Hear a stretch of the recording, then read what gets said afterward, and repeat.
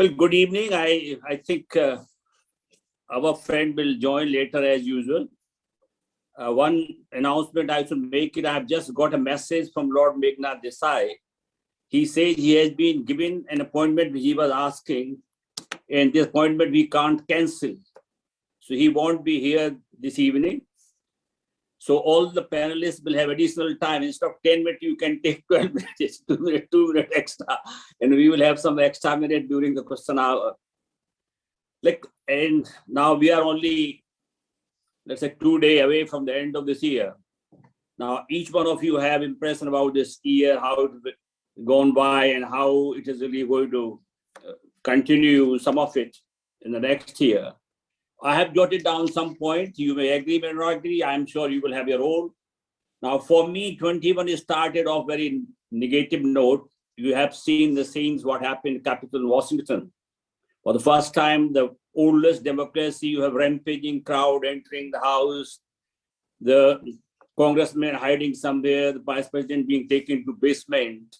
And you have seen all this insurrection for the first time history happen with the full blessings and support and encouragement from the outgoing president, who did want a smooth transfer of power. So this is a malaise which is really going to haunt them in future also, because this is a divided country now. Let us not forget that the president who lost, but he got 70+ million votes. Trump is gone, but Trumpism is still there. The democratic institutions in the US and the traditions will need a lot of great care to get strengthened. Otherwise, the division, the far right, and whatever you call it, it can really pose a lot of problems for them and for others.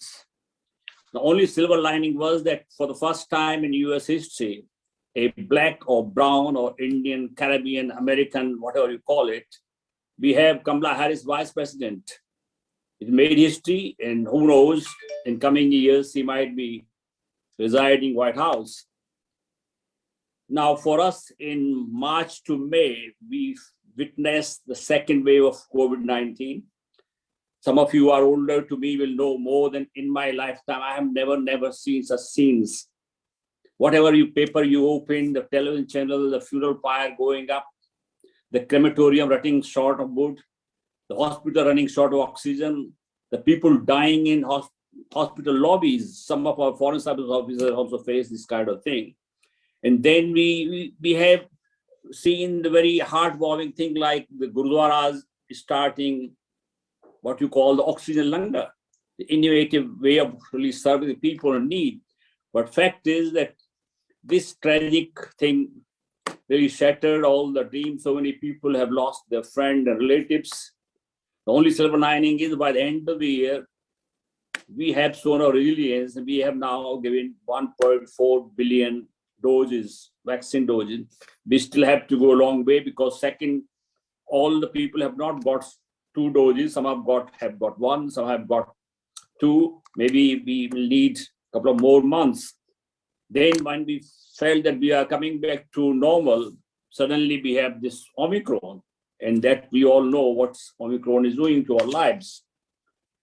Then we have also seen during this time the long queues of migrant workers, the poor migrant workers, hundreds and thousands now walking down, half fed, half clad, on bicycle, on foot, with their children and wives on top, with their meager possessions on the bicycle or on the back, and the cities which they work for abandon them. And this is a problem which happens every time. This will continue maybe in future also. We don't seem to have found really a long-term solution for their plight.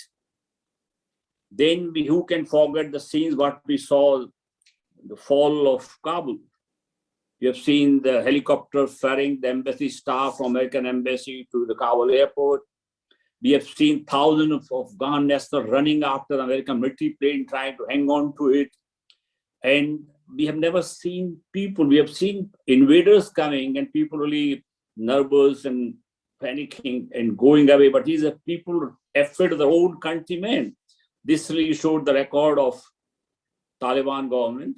And then what we see, the oldest democracy suffered another crashing defeat, maybe the biggest defeat after Vietnam War.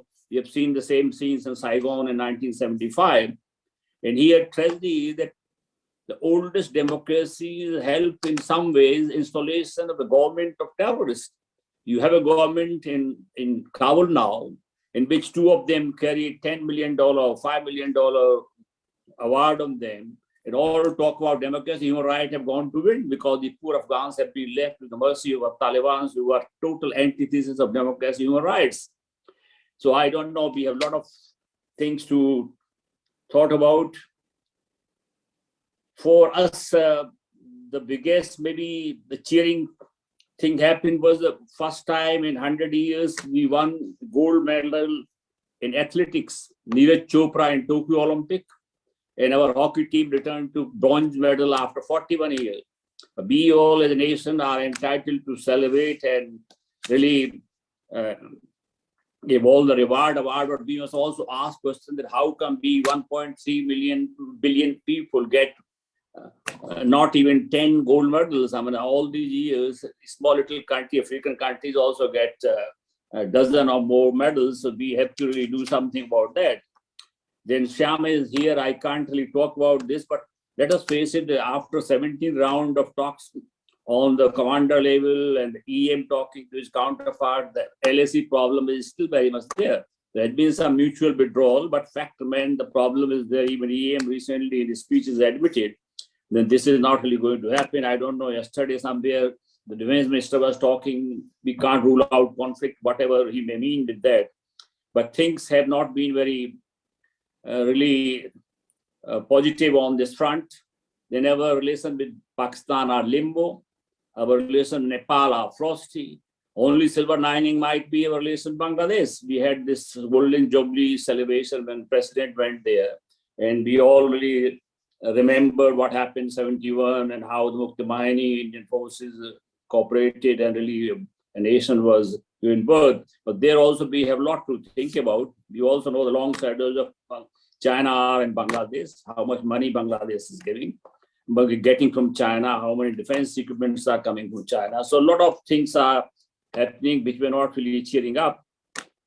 Now, President Biden may be smarting from whatever defeat this occurred in Kabul, has been really going very aggressively on projecting if US is very much there, nothing has happened, its global image is same, and you have the virtual summit of Quad, virtual summit of the people who are the climate change, and then you have announcement of AUKUS, which is Australia must be really feeling very happy, but one doesn't know that this submarine which will come after 40 years, how much security it really providing to Australia at the moment. And then we have the AUKUS from the West, which we are part with USA and UAE and Israel. So these are the kind of development which really keep the US relevant, and the talks with Iran are not seem to be going anywhere. We have seen the climate change, a lot of grand pledges have been made. Even we have made a lot of pledges. How many of these pledges will be transformed into action, and how much technology will be transferred, how much funds will be made available, that is the real issue. Because without that, I don't think the countries which are expected to transfer from the fuel energy sources to non-fuel can really do the transfer. Now, we have seen, I think Prime Minister had done the Silanyas and Ayodhya, the Ram Temple, which will certainly come up in, I think, is a full glow. The progress is going on there. We have seen Prime Minister going to Kashi Vishwanath Temple recently, the corridor which had been made, and the holy dip in Ganges. We have seen the river Ganges, Prime Minister taking holy dip in whatever these some Dharma Sanstha fellows were saying a day before, 2-3 days back. But for me, most tragic scene was they say the main proposal, God disposes whatever plans which we have, and such a trip which the chief of the defense staff, the first chief of the defense staff program, we never came back. I mean, we lost the first chief of defense staff in such tragic circumstances, and which is very sad. We hope in future we won't be facing these kind of problems. So we have seen this. According to me, it was the worst year which I have seen in my lifetime. You people have different take on this, and some of these problems will continue in the in the coming years also. I don't want to take more time. We will start off. I will request my friend Dr. Manoj Joshi. All these years I've been talking only Manoj Joshi. Then suddenly he told me 3 months back, you don't know I have done my PhD. Why don't you use that? So Dr. Manoj Joshi, you have the floor. You are muted. That red thing in front of you. Yeah. Thank you, Ambassador. At the outset, I'd like to, in advance, wish all the people who are the audience here, Happy New Year. We are just 2 days away. As for this year, after the fiasco of Eastern Ladakh last year and the deadly second wave of COVID, which you have described, the government seems to have pulled up its socks a little bit. Till February 2020, just remember February 2020, when Trump came to India, there was still a touch of tamasha in our foreign policy. You are all foreign policy people. You know what I'm referring to. There was, kind of style of grandstanding, and that seemed to be more the style than the substance. But as I said, since then the government seems to have pulled up its socks somewhat. But COVID, the second wave has also brought in a certain, degree of sobriety. Because if you remember, we started this year by trying to use the vaccine to boost foreign policy. And that brought on disaster. You can say that in January to April 2021, 70 million doses were exported. Okay. At the time, just 140 million people had gotten a single dose. Now, what would have happened if we had started this, instead of all this business of vaccine Maitri, we had started earlier? I don't know how many lives would have been saved. I'm saying this, I lost very near and dear people to me, at least extremely close relatives. I lost 3 of them, and of course, friends and other people. It has been, in that sense, traumatic. One hasn't even caught up with that part of it. And I must say the government was foursquare to blame on that for this whole vaccine Maitri business. Now, what has happened since then is, as I said, that the government has pulled up its socks. So you have a more purposeful and realistic foreign policy right now. You're seeing a continuance of ties with the Quad, something which, of course, has been clarified somewhat by the formation of AUKUS. So, because till the formation of AUKUS, people were talking of Quad as the second NATO. But I think with the AUKUS, we know what the military alliance is. We know what the Indo-Pacific military alliance is, and it comprises of Australia, United Kingdom, and the United States. So that military part of it is clarified. So there are other aspects of Quad, which I think India can fairly well live with. Now, second point was that the West Asian outreach of the new Quad with Israel, UAE, US, and India, which I think has been a very far-sighted move, because you're looking in advance to a situation where you could have a Russia, Iran, China kind of a combined potential. I'm not saying that's going to happen, but I'm saying the movements, the tectonics suggest that. Then we have seen an improvement of ties with Nepal, Sri Lanka, Maldives. We have seen a realistic handling of the Myanmar coup. We have seen India actively participating in SCO, which is a positive development, which we are directly dealing with China, with Russia. Then there's the outreach to Central Asia and the realistic approach to Afghanistan. Now, efforts to have an FTA with UK, Canada, UAE, resumption of negotiations with EU, these have all begun. FTA used to be a bad word. Modi government cancelled over 70 FTAs and has signed none so far, and also has declined to join the RCEP, which links nearly all East and Southeast Asian countries. But now, as I said, the MEA is saying that we are trying to negotiate FTAs with UK, Canada, UAE, and as I said, the resumption of negotiations with EU. So there has been some, as I said, realism in that thing. Now, the problem areas are still Pakistan, China, Iran, and in a sense, the United States. So I'm saying these are the 4 problem areas. These are critical areas which play a spoiler in the ties, in the sense our relations with the Pakistan, China, Iran, and the US can be a spoiler in our wider strategy, regional strategy. Any of these going haywire can affect us. As far as global developments are concerned, the strengthening of the China-Russia alliance and the standoff over Ukraine, now we don't know which way it could go. If there is a deal between the US and Russia, it would be a positive development because it would loosen ties between Russia and China. Then, of course, there is, but on the other hand, if there's a breakdown, then there will be pressure on us to directly to cut our ties with Russia and to join with the West.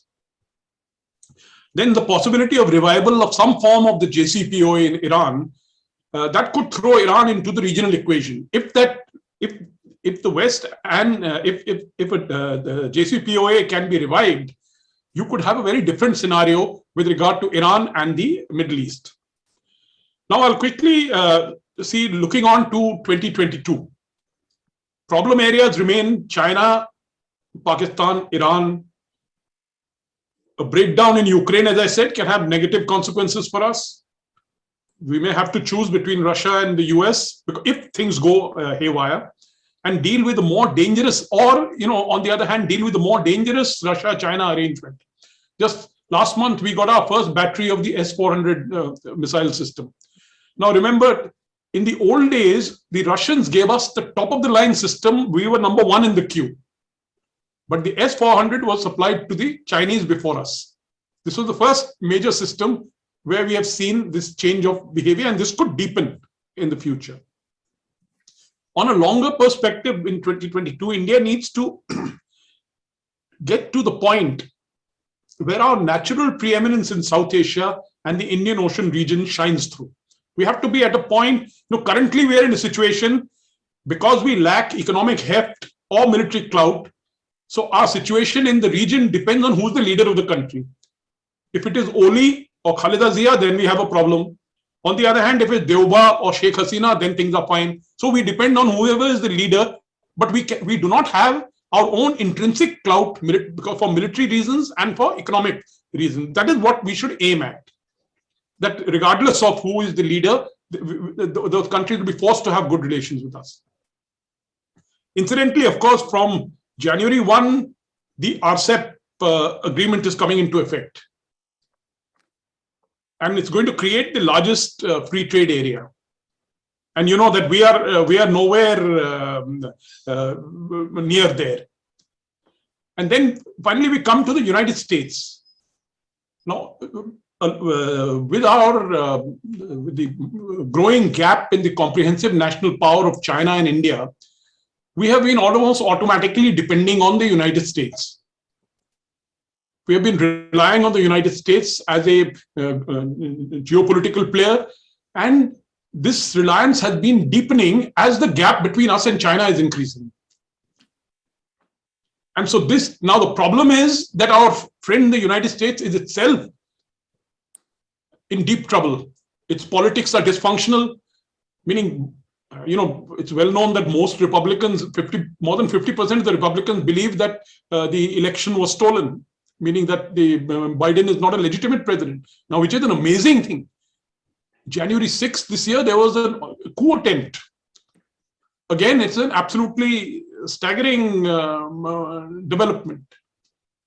And the divisions in the United States society are such that I don't see anything. You told me about being a PhD doctor. My specialization is the United States. And I've studied the history of 19th century United States history, particularly the Civil War period. And we are virtually reaching a point where we have almost a kind of a new Civil War scenario, that people are talking of states seceding, states, all sorts of things happening. Now, the point is, this kind of dysfunctionality is not good news. It's not good news for us because, as I said, that geopolitically, we have been depending on the United States for a lot of this thing. And finally, of course, India itself. Now, I won't go into the major problem that is happening which of course is the social divisions in society, which, and I think Shyam has written a wonderful article today on this, and I must congratulate him for this. And because there should be no doubt that should the fantasies of some right-wing people come true, and India becomes a Hindu Rashtra, then I don't see why Meghalaya, Mizoram, Nagaland, Kashmir would be part of the union. It will be a difficult thing for them. So I'm saying there is a very genuine threat to the unity of the Indian Republic. And I think the problem is that, and as we know, nearly every major issue, economic issue in India, agriculture, health policy, power, taxes, welfare, requires joint action between the union and the state governments. And yet we know that we have been watching that the union government has been making policy almost entirely on its own. It has not been taking state governments, into account or consulting them or dealing with them. Parliament has taken recourse to majority party ramming through legislations. I mean, look at the performance of Parliament. There have been legislation passed without any discussion, without any proper voting. So we are in a kind of fairly extraordinary situation. And finally, when we come to my last point, I'd like to leave aside the whole issue of the ideology of the government, the ideology it's pursuing. What I'm really struck by is its enormous incompetence. The incompetence was, of course, as I have noted earlier, I won't even go as far back as demonetization. I will only say the handling of COVID in 2020, in 2020, and in the second wave of COVID handling, then looking at various foreign policy measures. As I said, you are all foreign policy practitioners. You're well aware of the steps and missteps that this country has been making. I mean, even with COVID, even today, in May, all the experts said that we are going to give 100% by December. 100% will get both doses of COVID. My information is that we are about 45%. So, what kind of experts are there? And I have not noticed that not a single person has been asked to go, meaning amongst these so-called experts who have been making all kinds of statements, they're all getting extensions. So what I'm trying to say is that the competence of the system in making policy, what happens is that the kind of signals that go to investors and to others are not a good sign. Though the Indian economy's sort of intrinsic health is good, and we are scheduled to grow well. But the point is, with this high level of incompetence, and as I said, staying out of RCEP, the protectionist measures that we've been taking, the lack of effective foreign economic policy, I think definitely will affect us. So I'll just conclude here right now. Okay. Thank you very much. I think you have given a lot of food for thought. You have given many markers for future. Now I will request Dr. Sanjay Baru to comment. You are most welcome to comment on what Dr. Manoj Joshi said and your own views. Dr. Baru, floor is all yours. Thank you. Thank you very much, Surendraji. I think between your initial remarks and Manoj's remarks, all the kind of important markers have been identified for the year. So I will not repeat what either of you have said about 2021. What I will try to do is to situate 2021 in a more medium-term perspective. Okay. Every year has its strengths and weaknesses. Every year there are things to celebrate and there are things to worry about, and every year there are ups and downs. So I don't want to bore your listeners here with those details. And this is a very well-informed audience here, so I'm not going to get into that.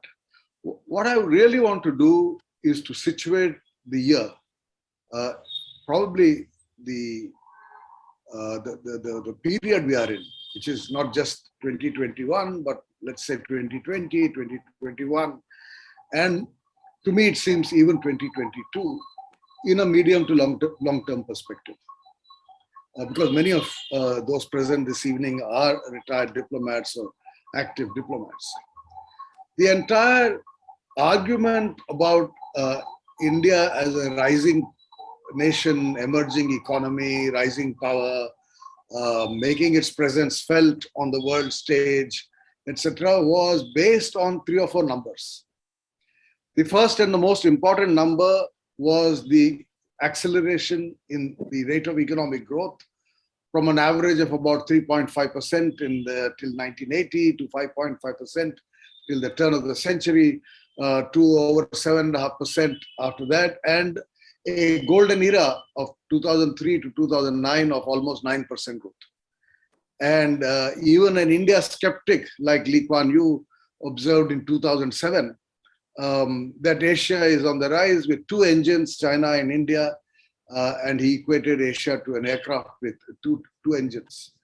That was 2007. And today, I don't think, forget Mr. Lee Kuan Yew, the late Lee Kuan Yew, I don't think anyone in the world will regard India and China as equal engines of an Asian jet. It's an aircraft that's going to go round and round because one jet is more powerful than the other. And that's one major change, that the slowdown of the economy in the last 7 years has had consequences, for poverty alleviation. Poverty levels have gone up, has had consequences for employment. Employment rates have gone down, has had consequences for inequality. The data shows a rise in economic and regional inequality. And it has had consequences for even things like defense expenditure, consequences for our export, our international trade. Our share of world trade is down, our share of trade in national income is down.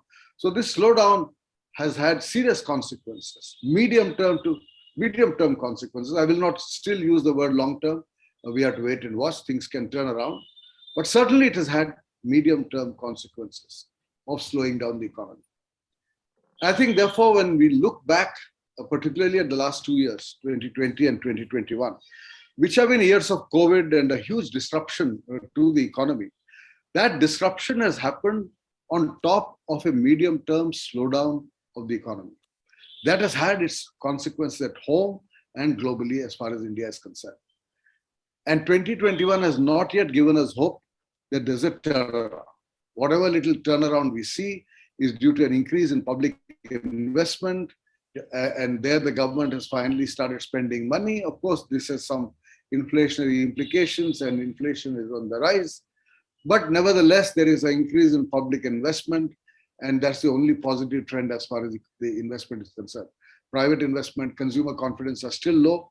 If you look at the Reserve Bank of India's business expectation survey and the consumer confidence survey, both of them suggest that these remain subdued. There is no significant improvement in either of those numbers. Now, the second concern I have is, of course, what Manoj has already mentioned, which is that when India was seen as a rising nation, when India was seen as a rising power, emerging economy, etc., and the world was celebrating, and we went to Davos saying world's fastest growing free market democracy. We were celebrated for our being a successful democracy in terms of the delivery of economic performance. Because from 1990 till 2010, it was China that was marching ahead, India not yet doing as well. But the fact that a democracy was able to record those 9% rates of growth during the last year of Prime Minister Vajpayee and the first term of Prime Minister Manoj Singh meant that, I remember President George Bush saying to his wife when he introduced Dr. Manmohan Singh on the ramparts of the Kremlin in the summer of 2005, that here is a Prime Minister who's a Sikh, their president is a Muslim, and the head of their party is a Christian, and is a nation of Hindus. And the fact that this is a multicultural, multi-ethnic, religious nation as a democracy marching ahead as an economy was a huge plus for us.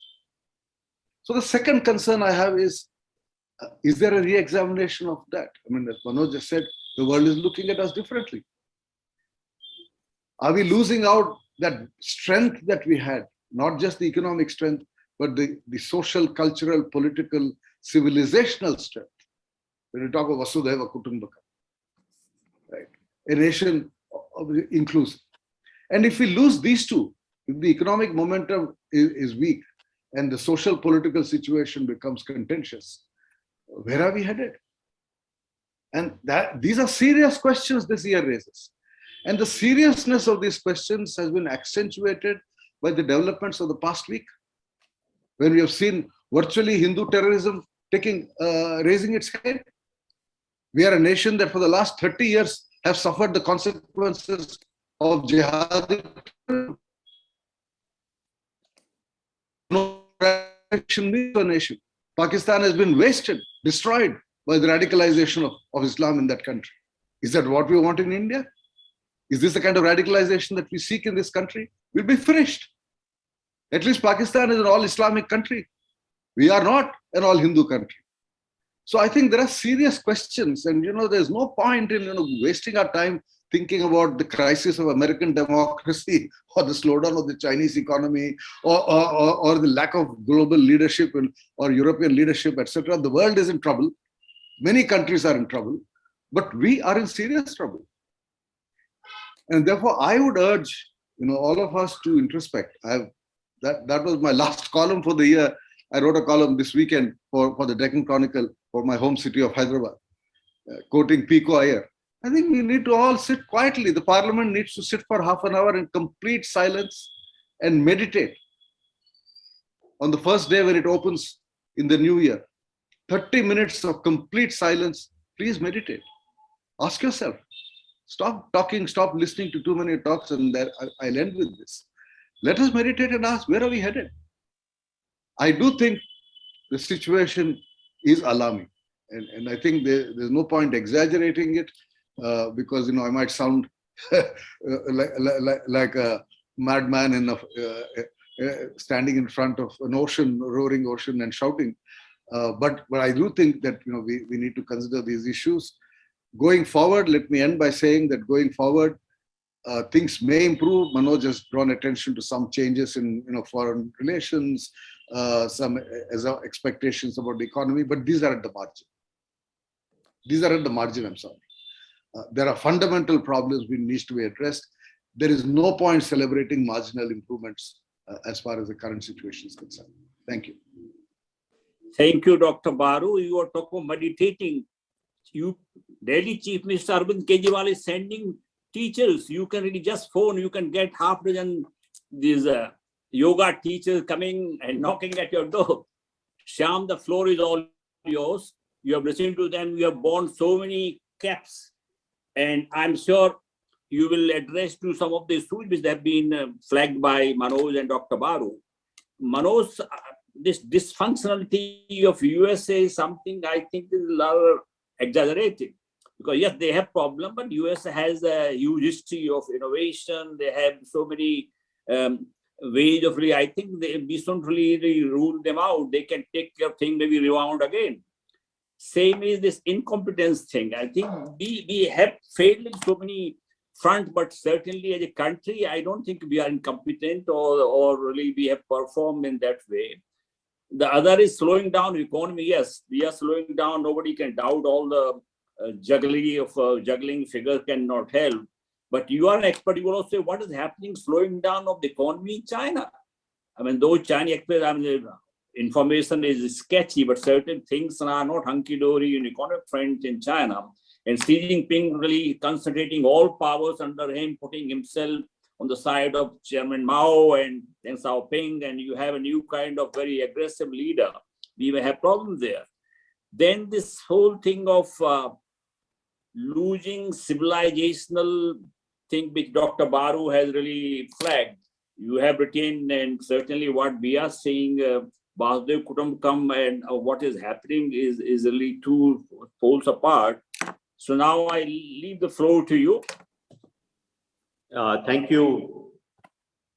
Thank you, Surendra. And I think I wish, like Sanjay Baru, there were many more madmen who were standing on the shore and screaming their heads off. because I think that is what we need. That somehow we seem to have lost that ability to, really get outraged by what has been happening, because slowly we are being made to get used to worse and worse kind of situations without really being able to express our outrage. So that's something which worries me. Yeah. So you mentioned about the crisis of democracy in the United States, but I think it should be apparent to you that I'm far more worried about the crisis of democracy in the Indian state. I would worry less about what's happening in the United States and what is happening elsewhere in the world. My first, priority obviously will be what is happening in my own country. And what is happening in my own country is certainly something which worries me a bit. Let me in terms of what is the what lessons do we draw from 2021? What are the prospects for 2022? The disappointment that I have with 2021 is, of course, we have had a whole series of crises, which I don't want to go into. You had very clearly spelled these out during your opening remarks. So to me, I think one of the most important lessons that I draw is that we are living in a world where finding national solutions or even regional solutions to some of the great challenges that we face is simply not possible. I think that's the reality that is staring us in the face all the time, and yet we are not recognizing that reality, and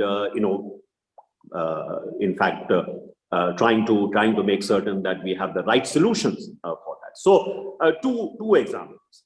One is the pandemic itself. We have one mutant after the other. Now we have omnivirus, we had the Delta, we don't know how many other variants will come. But why is this happening? The reason why this is happening is because unless everyone in the world is safe, nobody is safe. That is, you can have 3 booster shots, 4 booster shots, 5 booster shots, and try to protect yourself.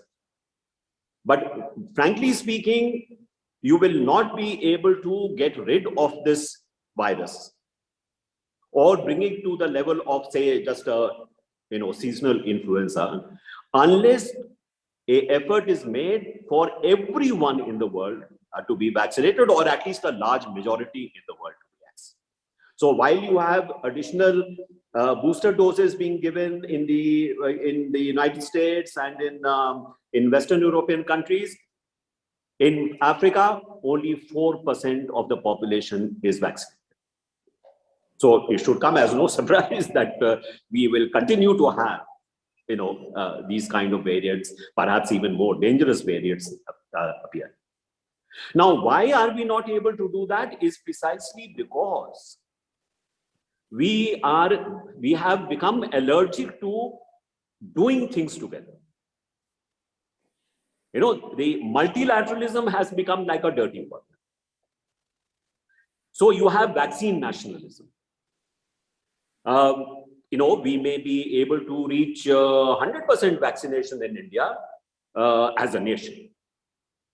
But is that really going to protect ourselves if a vast majority of people in the world are not protected? We can't.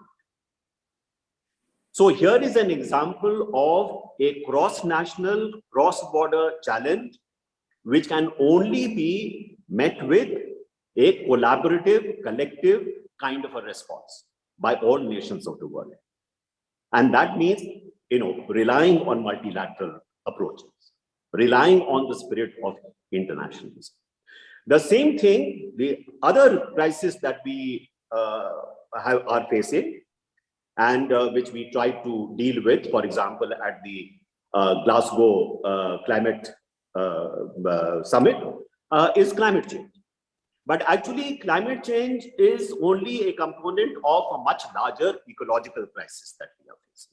That is degradation of the planetary assets that we possess in terms of biodiversity.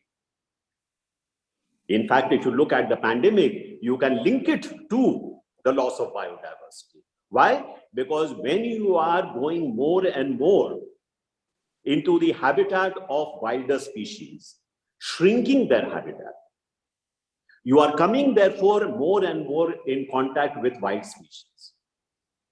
And viruses which are completely unfamiliar to human beings then have a chance to jump from one species to the other. So the pandemic itself is a very good example of the link, as I said, with another domain, which is climate change and the ecology. So we have to also recognize that while we are worried about foreign policy issues, we are worried about many other issues, the huge crisis that is looming over us is really the crisis of climate change and ecology. Just let me give you one example.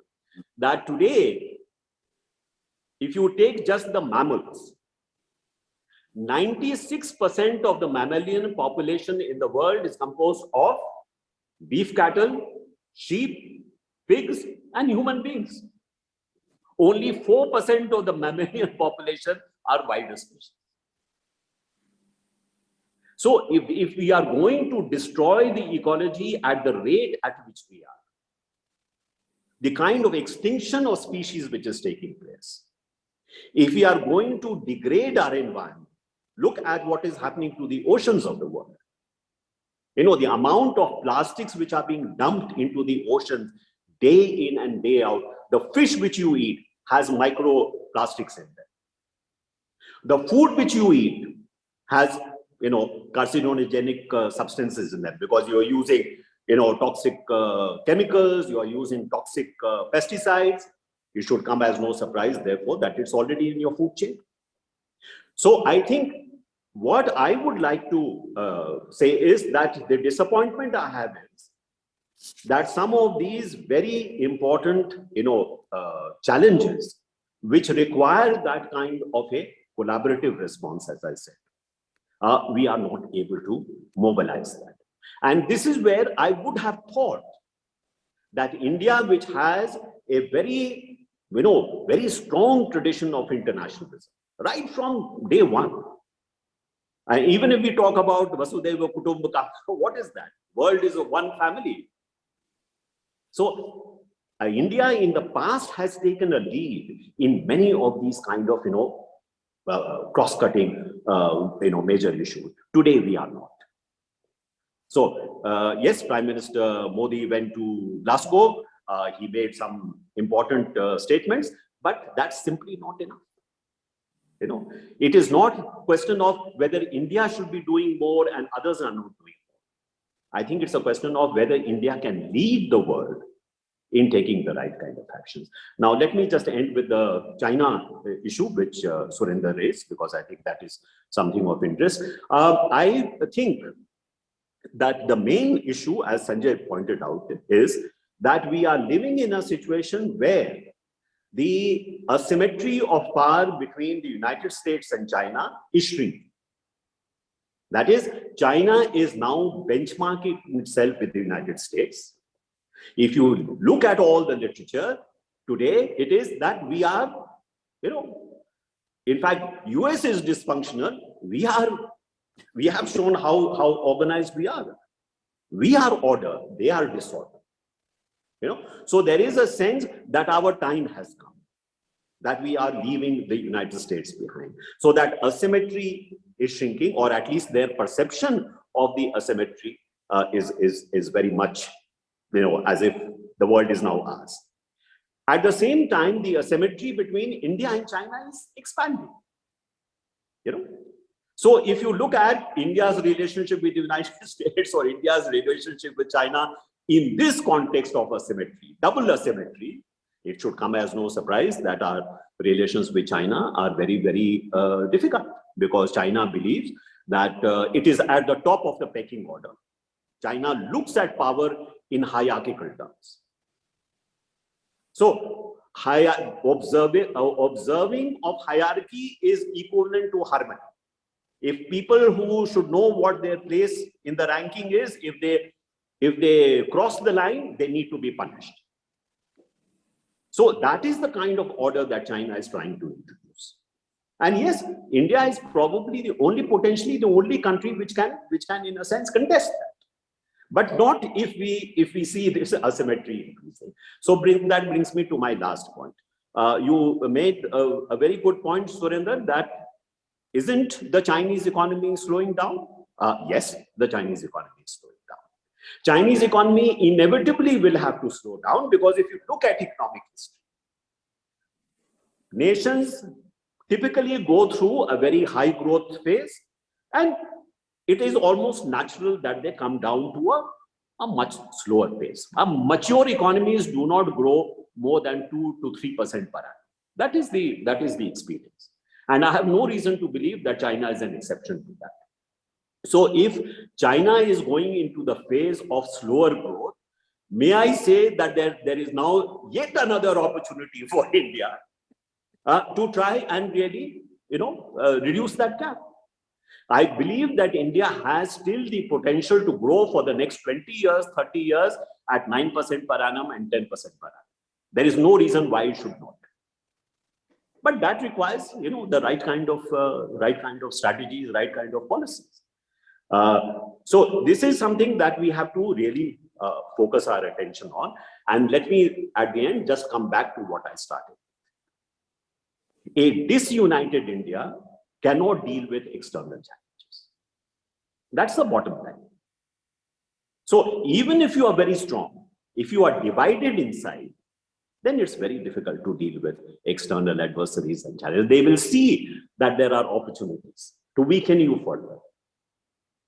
I think we should recognize the dangers of the kind of, the trained in domestic politics is very worrying. Thank you for your attention.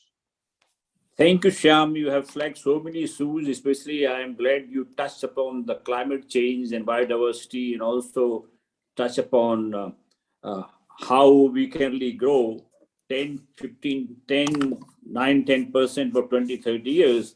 When I was Dean FSI, I had once Mr. P.C. Chidambaram as the chief guest as finance minister in ITC Moria. I'm talking about 2007. He said, if we grow at 10% for 25 years, poverty from India will be eliminated. Now we know what has happened to that. We have so many of these schemes which are announced, and then we don't know what happened to them. From Indira Gandhi time to Garibi Hatao to today, we have hundreds of schemes. Now we have heard very wise words. We have, if you take a general view, is really more an atmosphere of doom and gloom. Before I open to audience, I would like each one of you to at least think hard and come up with at least flag at least 3 positive things which can happen in 2022. You don't force yourself, but at least something to hope. Hope is very important for really grow. So we will begin with Dr. Manoj Joshi. Think of 3 positive things which can happen in 2022.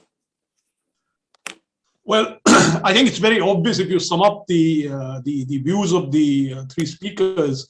The most important thing is a return to what should I say, sanity of the political discourse in this country. That's number 1. I think that would be a return to sanity of the political discourse in this country. Number 2, that Omicron, that COVID actually normalizes, in the sense it becomes like a flu, meaning this is again, because since no one knows, so I can put this as a hope that this kind of thing can happen. And I think the third thing would be that I wish that some of the initiatives that we have taken, regional initiatives, and with Central Asia and with in our own neighborhood, we are able to work on them in a more systematic manner, and to work towards the ideals that we had earlier of looking at a what should I say, a united South Asia, meaning an integrated South Asia, a South Asia which is economically integrated, which brings prosperity to the whole region. All the boats of the region are lifted up instead of being tossed around by the sea. Okay, Dr. Baru, same question to you. Kindly give some 3 positive, hopeful messages. Well, the first hopeful message I have would be that Yogi Adityanath is defeated in Uttar Pradesh, and we have a change of government. Are you going home or going somewhere else? And I think that will be the beginning of what Manoj said, most in politics. That people realize that this kind of extremist Hinduism is not going to work in a country of liberal Hinduism. And so therefore, I hope that will be my positive expectations for next year. My second positive expectation is that India and China will be able to stabilize their relationship. Okay, that is very positive. Hope to hope. Something happened to his, I think, mic. Now, okay, Shyam, go ahead. You give your views. Yes. My optimism is based on the fact that I believe very strongly that the large majority of the people of our country. I got disconnected. Sorry, you go ahead. Okay, go ahead, you can give your third point, then we go to Shyam. I'm sorry, I got disconnected. As I was saying, my second thing is a hope for stabilization in the India-China relationship, which I think is important. Okay. You have third also? Okay, I think Shyam, you go ahead. Yeah, so as I was saying that, if there is some element of optimism that I have, it is because I very strongly believe that vast majority of the people of our country do not subscribe to the kind of views that we have been, sort of exposed to over the last few days. I still believe that vast majority of these people are, in fact, have that very, shall I say, very long-standing, very deeply rooted, sort of, faith in humanity, if one has to put it in those terms, and therefore I believe that this display of what I called a festival of hate, which we have seen, will finally wake up people, that vast majority, that it is time to stand up and speak up. I think we have that opportunity today, because I think a lot of people are quite shocked. Even those who may be very proud of being Hindus, may be very proud of their religion. I think they would realize that this has just gone a bit too far. So that is my very strong sense of optimism that I have. The second, as I said, is with regard to the Indian economy. It is still my belief that the Indian economy has a huge potential to really grow much faster than it has so far. And it is also my belief that irrespective of what we see happening, Manoj talked about a lot of incompetence that he sees around. What is also amazing is that there is a huge amount of competence as well in this country. It's a question of whether or not you are ready to use that competence which is available. Are you ready to mobilize the kind of talent that you have? A lot of the talent is going out. Sanjay himself has written about this. That, if you do a survey of people who are coming out of the IITs and some of the best universities in India, they are not seeing their future in India. They want to go abroad because the opportunities are not here. So here again, there is a certain potential that can be very quickly mobilized for the development of India. And the third is, again, my belief that although we are in what might be called a democratic recession across the world, but I still believe that strong, I think the faith in the democratic experiment, particularly for the people at the bottom end of the social scale, they have learned the value of their vote in a manner that perhaps has not been the case in many other countries.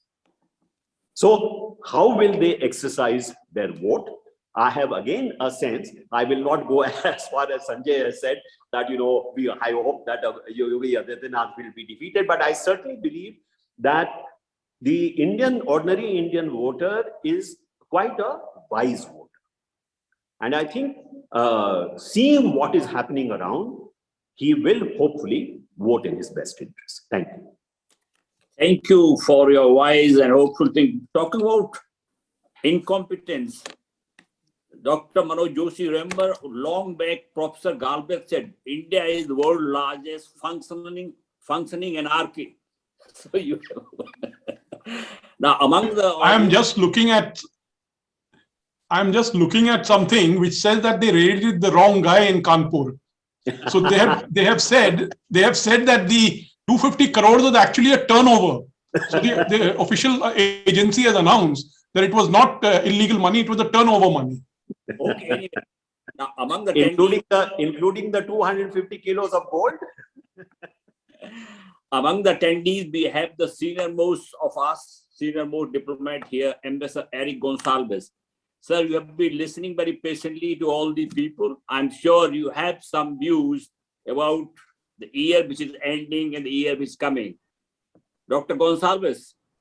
Yes, Surendra. Would you like to share your views very briefly? Very, very briefly, I agree to a considerable extent with Shyam that I think that we are really beginning to have a revolution within the country in which we want to look forward but do something at the base which we have neglected. We have been trying, I think, whether it's our economy or in some ways recently in our politics, our thing has been to take the shortcut. We do not want to do long-term things. We want to make money quickly. We want to do things fast. We want to cut corners. We want to shorten things. But there seems to be some more feeling now that we need to look at things more long-term and do things more at home, even if the US beckons or other jobs are available. But I think that there is a problem about how much we can get together on this. I mean, we have been celebrating a very marvelous thing we did in 71. I mean, I still remember one did not know how we were going to cope between the problems of America and China against us. And not to mention, I mean, I remember dealing with a whole lot of foreigners who came and went. And there were very few with us, whether it was in our neighborhood, whether it was in Europe, whether it was in the West, whether it was in the East, whether it was among the communists. We soldiered on and we just let the right people do the right thing at the right thing. It was fantastic. I mean, if you saw in the South Block in that November, December period, we were just sitting on our haunches. We were not doing very much because everything had been predetermined and we had a plan and we carried it out right to the point. And what is amazing is that we walked out of Bangladesh. We did not try to make that into a colony or a part of India. We gave them independence and they are now richer than us. I mean, they've also done something. So, when you achieve something like that, I think you can still do it to yourself. And I think we are looking outside in the wrong places. We are, as I said, looking in, of course, the Quad makes sense. Many of these things make sense. But if we are not to have a workable thing in the region, if we neglect SAARC, if South Asia doesn't matter to us, then we cannot manage.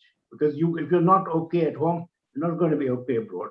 So we really have to build this foundation in the region, in India itself.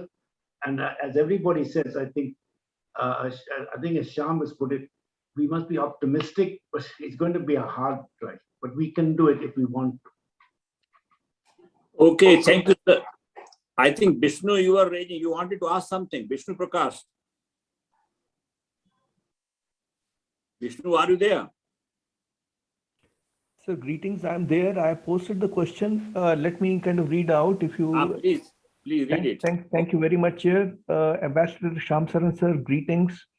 I have a very simple question, rather straightforward question. Are we, India and China, destined to be antagonists or adversaries for the foreseeable future? Or do you see any prospects of some solution to be found? And if so, what could be the possible contours?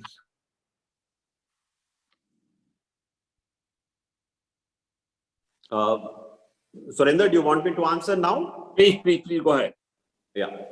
So thank you, Vishnu, for your question. Well, if we are looking at the trajectory of the relationship as it has evolved till now, and what is the likely trajectory in the future, then given the current situation, that I mentioned the double asymmetry, if the asymmetry between India and China continues to expand, then I certainly do not see the possibility of some kind of a acceptable deal being worked out between the two countries, because China, as I said, thinks of power hierarchically, and therefore it would believe that if my power is so much more than India, then India must defer to me.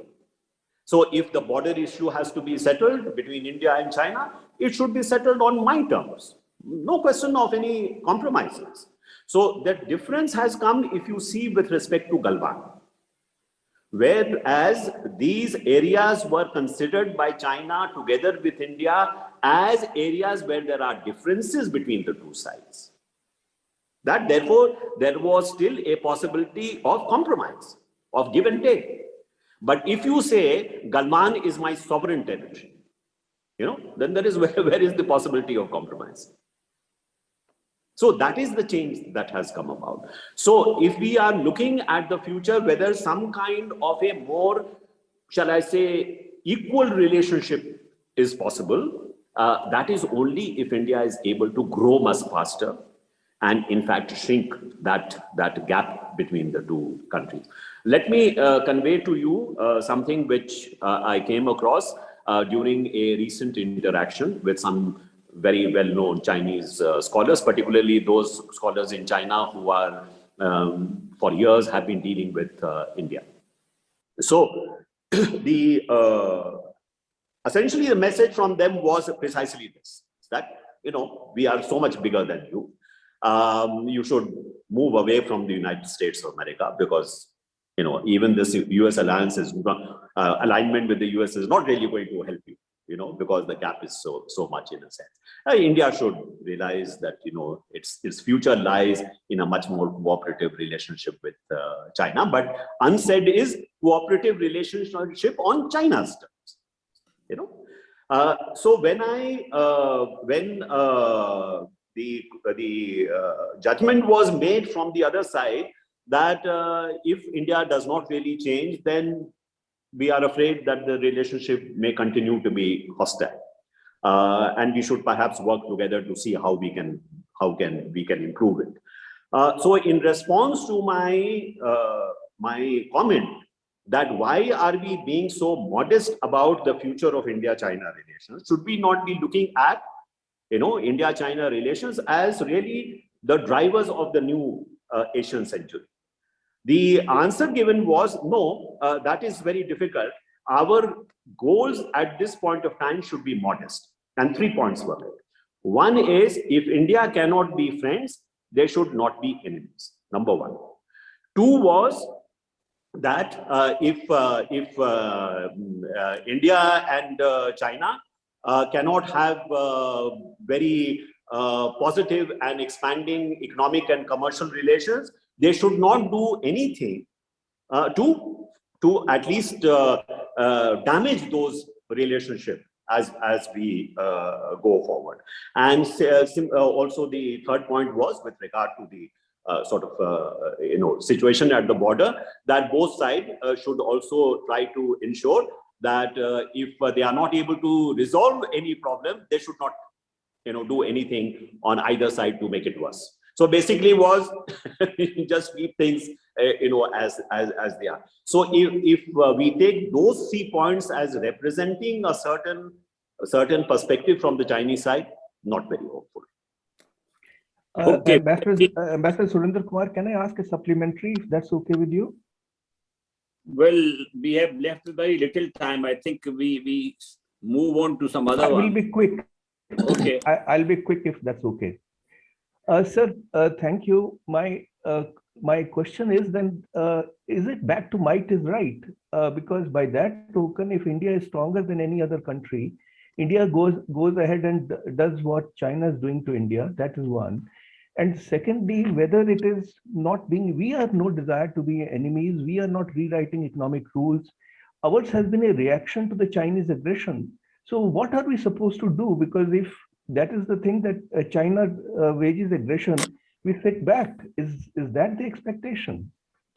Well, as I said, it is not that might is right is a universal principle in international relations. Certainly, power has its own, uses, and power, in a sense, is also its own persuasion in a sense. But China, as I said, looks at power in hierarchical terms. So we should be mindful of that. That there is a certain cultural, historical, sort of basis or template on which China works. Therefore, when China believes that it is much stronger than you, it also believes that therefore its expectation of deference from you, expectation that you should be willing to settle issues more on their terms rather than on your terms, is something which is very, very apparent. Now, let me give you a specific example of the period I keep quoting about between 2003 and 2007. Even though India was behind China at that time, not as much as we are today, but the difference was that at that time India was actually growing at about 9% to 10% per annum, as Sanjay mentioned earlier. Now that was a period when India was then seen that even though it is behind China, it is very quickly making up, closing the gap with China. That India is going to be perhaps the next China. That was the kind of perception about India. It is during that period that we were able to conclude the Indo-US nuclear deal. That our relations with a lot of our neighboring countries, if you look at the relationship with Pakistan at that time, the relations actually with our neighbors improved quite considerably, relatively speaking. And with China, if you look at Wan Xiaobao's visit to India in 2005, that was the time when they handed us a map showing Sikkim as a part of India, which for many years they had resisted. They wanted very much to sign a cooperative and strategic partnership with India. They came up with slogans like India and China together will determine the next Asian century. They were ready to in a sense concede India's leading position in South Asia. When did this start changing? This started changing after the global economic and financial crisis of 2008, where those asymmetries, one asymmetry between China and the US started shrinking, and the asymmetry between India and China also started expanding. That is what has brought us to where we are today. Thank you. Thank you, sir. Okay, we have been talking about ourselves, how we think about India. I think we should get little idea what others think about India. We have two guests here, those who have lived in India for a long time. My friend from Iceland, what do you think of India? Unmute and just give your comment very briefly, 1 minute. I don't think I can do that in 1 minute.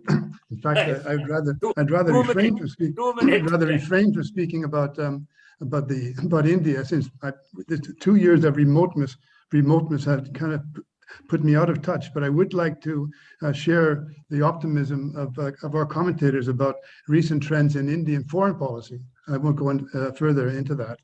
But like you, when I started thinking about this, Surinder, I was tempted to say that 2021 was also for me the worst year of my life. But again, I find on reflection that there are a lot of silver linings, and I thank all of the three commentators and Ambassador Gonzalez to point out reasons for hope for 21 and for 22. And I just want to send my best wishes to you all for a Happy New Year. Okay. Now we have Mr. Samandari. You have been giving us the hottest bakeries here. You have been living here. Christmas have gone by. How has been India for your business? How do you look at India today? First of all, this was one of the most delightful evenings you have organized, Ambassador Kumar. Objectivity, openness, realistic approach, and also some hope for the future. So first of all, thank you so much. It was a wonderful evening. Second thing, there is no doubt that India has a huge potential. And we heard, I would really like to see one day that these wonderful youth who are the most important capital of India, they would not just dream of a green card in the United States, they would stay here. We gave the example, we left Paris to come to India. This country has a huge, huge history, has huge, huge potential. And I hope that wise people like those who are attending this event will give hope, direction, and guidance to the youth to bring India to the destiny which it deserves and which can be built in the future. Thank you very much. I think this is the right time to end this hopeful note. Thank you all my panelists. Dr. Baru, Shyam, Dr. Manoj Joshi, and all of you who have taken time to really join at the difficult times and so many restrictions. I wish you, your family, your loved ones, your friends, everybody, the best of the year, most happy, happening, productive, satisfactory year. And hopefully 22 will be turn out to be much better. Do meditate, as Dr. Baru said. You have phone number of the Chief Minister of Delhi. The instructor can come to your colony and do meditation. Wish you all the best. Happy New Year to you all. Thank you. Happy New Year. Thank you. Thank you very much. Happy New Year to everyone. Bye. Thank you very much. Bye-bye.